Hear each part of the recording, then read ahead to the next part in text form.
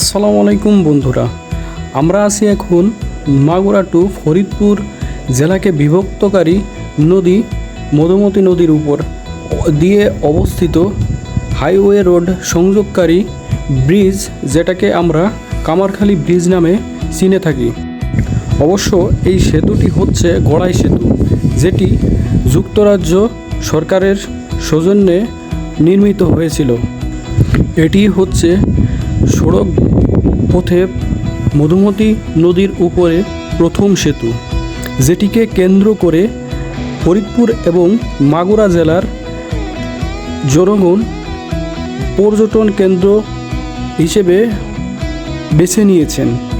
দুই প্রান্তেই আছে সুন্দরভাবে উপভোগ করার, বসে থাকার সুব্যবস্থা। সত্যিই অসাধারণ, মাশাআল্লাহ। এতক্ষণ পাশে থাকার জন্য ধন্যবাদ। ভালোবাসা অবিরাম।